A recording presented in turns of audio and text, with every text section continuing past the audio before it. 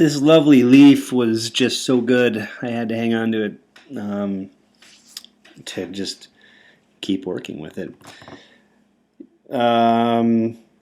Whatever, it's not that great. Well, it's okay. Let's stop talking about this leaf. We're going to deal with some effects in this movie. And I'm going to apply the effects to this leaf when I need to. I'll go with a basic shape just so we can get a better idea of what's going on, but we should be able to knock it all out with this guy. You, if you're following along with me with your own work, can just work with a circle or something like that. Okay. Effects. Up until this point, we've been working strictly just with generated artwork from the tools that create our paths and our fills and our strokes and so on. There's a whole menu dedicated to effects. There it is. I'm going to run through most of them. Actually, not true. Just half of them, maybe. Your homework is to pretty much push every button and try every effect to see what happens. And that's not asking a lot. Right now, as you are handed your homework assignment, other people at the university and universities across this nation are being handed an assignment to write a lot or do crazy calculations or to cut up a cat. So I'm asking you to move sliders around and push buttons on a computer. So do it. You want to learn? Let's learn. Half the time you're going to be learning more from just your own exploration than from having me barking these little things at you. Effects. Hey, look at Illustrator Effects. The very first one's 3D. We're going to skip it because there's a whole section just dedicated to 3D. So don't go there right now. Don't do it. Convert to shape. This is probably the most boring effect possible. I could take this beautiful leaf and I could very easily turn it into a rectangle. Isn't that awesome? Or if I wanted to, it could be a rounded rectangle or it could be an ellipse. Pretty amazing. Absolute and relative, meaning are we going based on a specific width and height, or are we going relative to the dimensions of our artwork? In this case, it's looking at the bounding box as my height and width, and then it's adding 18 pixels. I could subtract, go into the negatives or stay positive, but really, look at this thing. Why would you do it? I mean, I guess they put it there just in case someone needed to turn an awesome illustration into a box. So moving on, crop marks. Yeah, crop marks will take the boundary of your artwork that you have selected and it'll give you cut marks, crop marks, where the knife will go and cut your work if you're trying to specify something like that for a printer or for yourself, trying to figure out where to cut a sticker maybe that you're making, who knows what. But, we don't really use those. We will use them later, but we're actually going to use printing crop marks. So, different story. I'm going to edit and undo. Don't forget the old Command Z. If you're still going up here and going to edit, undo, wake up. There's a shortcut for that. And it's easy. 2 keys on your keyboard. Sound effects for undo. And okay, then we get into distort and transform. The free distort is lame. Lamety Lamerson. Lamers McGillicuddy. This is it. There's no preview. What's up, Adobe, without giving me a preview for something that is so simple? You give me this little wireframe. I mean, I guess that's my preview, but I'd like to see what it's doing on my artboard. But you can grab these little handles and you can stretch them, squish them. And you can do this awesome free distort, right? Look how cool that is. And the only way you're going to find out what happens is if you commit and hit OK. But I would like to take this opportunity to talk about what's actually happening here. The fact that these are effects works to our advantage because they are non-destructive. They are an effect that is added to this artwork where we can access it through a different panel called Appearance, and I'm going to spend a lot of time with Appearance in the next video, so don't worry about it yet. But the telltale sign that this is an effect and it actually didn't ruin or permanently alter our pixels is that you should still see the outline of your original path when this artwork is selected. So the actual art is distorted, but the original paths are still there as they were. And that's going to be the case for every time that you add an effect onto an object. I'm going to hit undo. And other distort and transform. Pucker and bloat. Preview button. Yay. We love preview buttons. Pucker and bloat. Pucker. Well, what do your lips do when you pucker? They kind of suck inwards. That's what pucker does. It takes your path and kind of sucks it. I just tickled myself while I'm puckering my lips. Classic. So there's a pucker, and you can get pretty extreme with it to the point where it kind of like starts to reverse itself almost. Hey, it could pass as a bird of paradise. And then if you go positive, we bloat, which is like what would happen if you had a Coca-Cola in your mouth and you swished and gargled it, but you kept your lips closed. You're going to bloat. Or if you just drink too much Coca-Cola in one sitting, your stomach might bloat. And then hopefully it won't invert itself and do some weird stuff like that. But pucker and bloat, not really that useful on a detailed illustration like this leaf. But if I were to just use a square and go to my pucker and bloat, we should see it a little bit better. Pucker, bloat.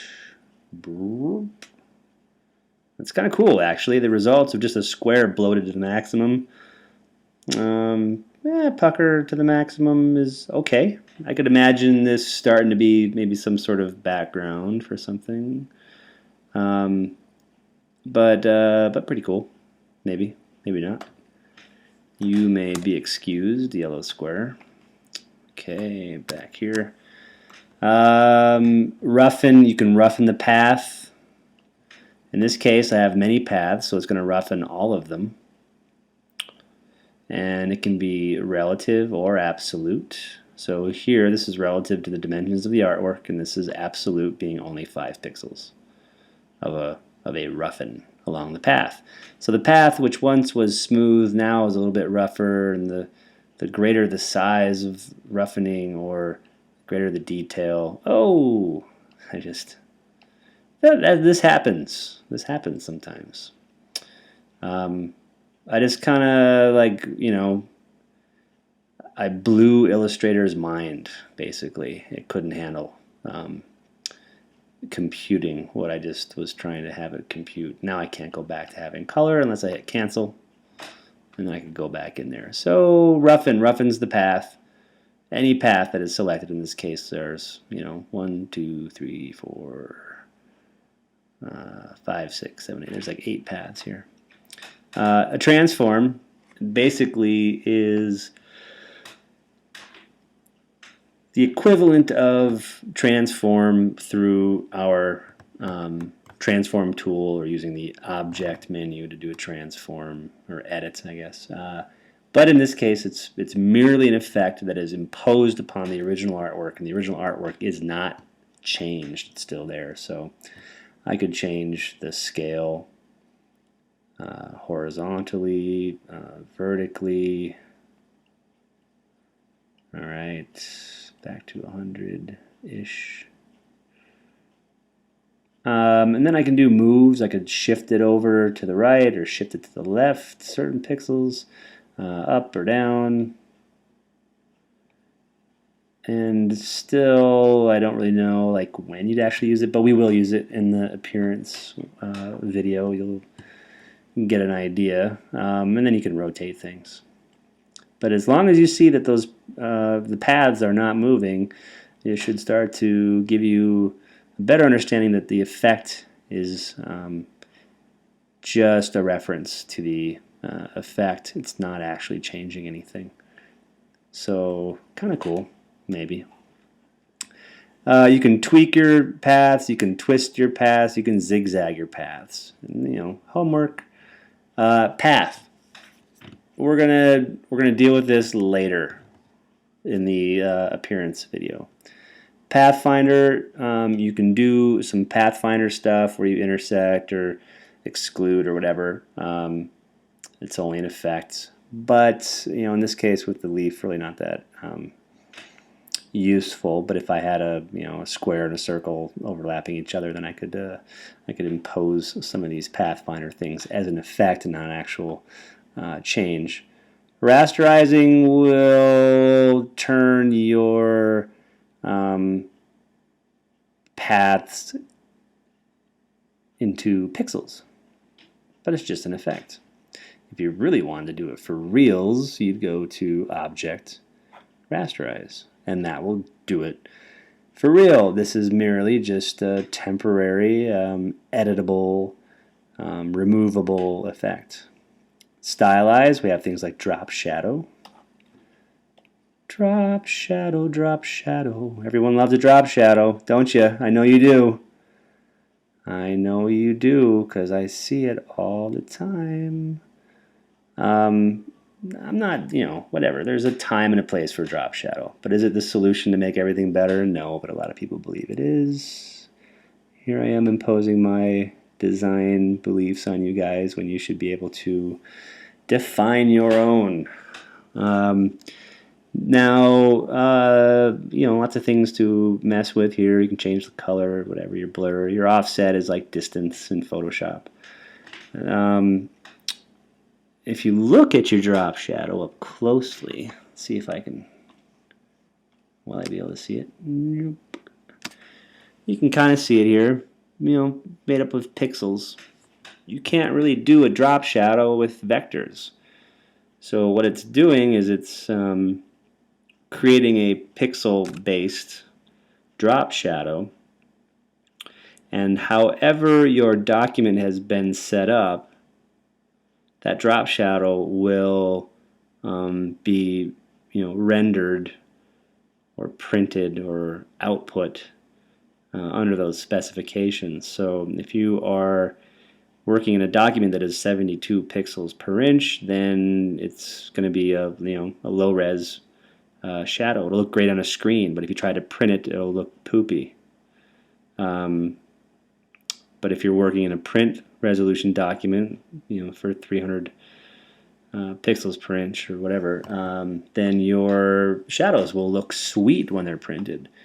All of these things can be found under Document Setup.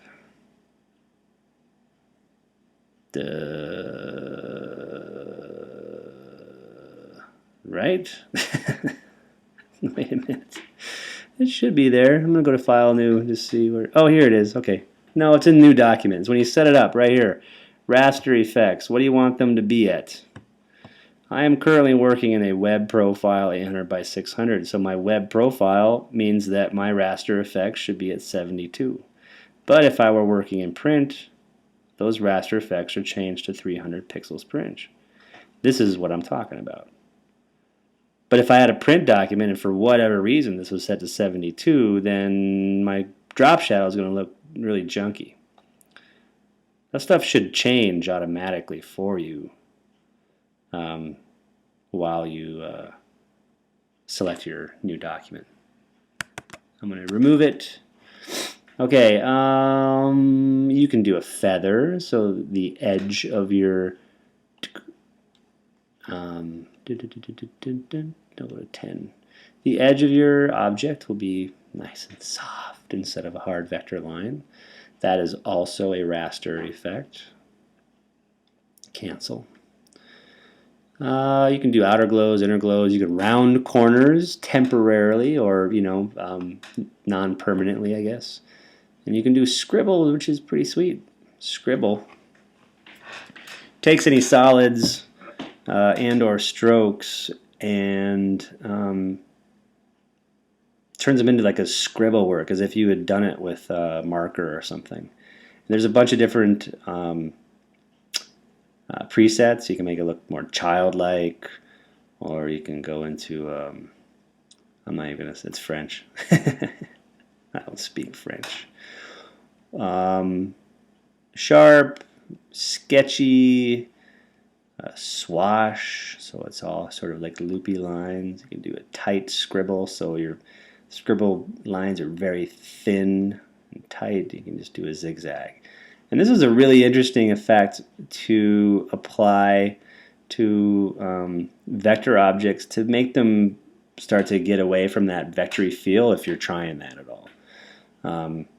It's a rather pleasing result. I'm going to hit OK and just click off of my object so we can see it without those paths on there. And it's a pretty cool look. It's something that doesn't just scream Illustrator or vector work. It feels a little bit more organic, but it's rather tight. Undo. One thing about that, and this is part of your homework if you go into Scribble, you can mess with all of this stuff. The angles, the path overlaps, all of your line options. And I highly recommend you just try it, because it's your homework. And you got to do what I tell you to. SVG filters.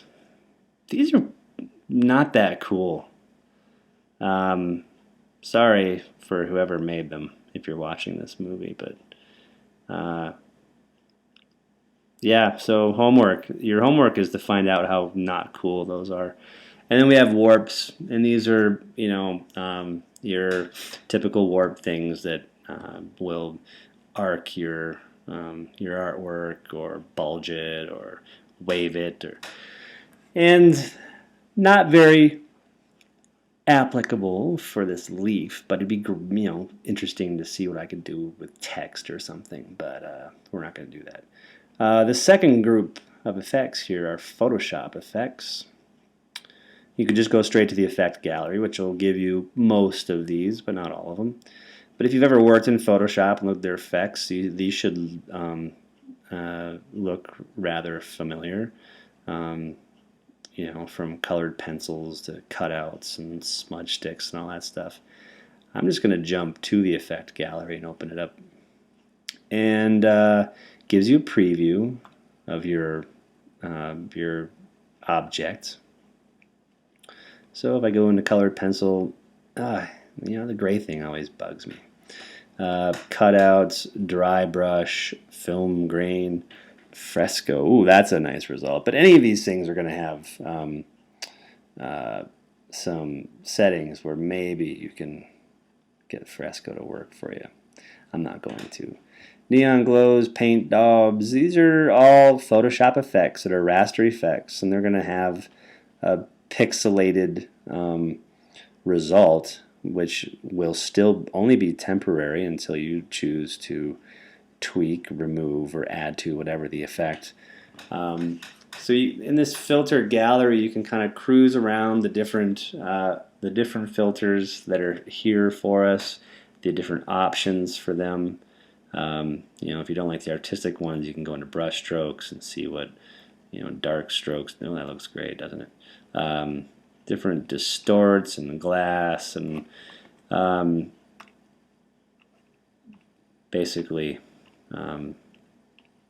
Some of them interesting, some of them, not such a great match for my leaf. If you want to apply an effect, you just would hit OK. I'm going to hit cancel.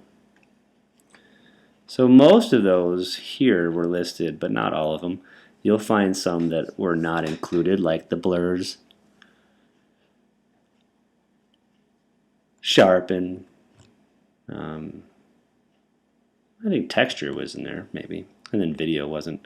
So play with these and have a look and see what they're going to do to your artwork. It'd be best if you had artwork that was a little more complex. You could open up one of the exercises I gave you, or any other files that maybe you've created for projects, and just start playing with them just to see what they do.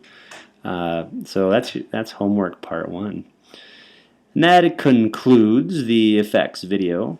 We'll move on to appearance and then graphic styles.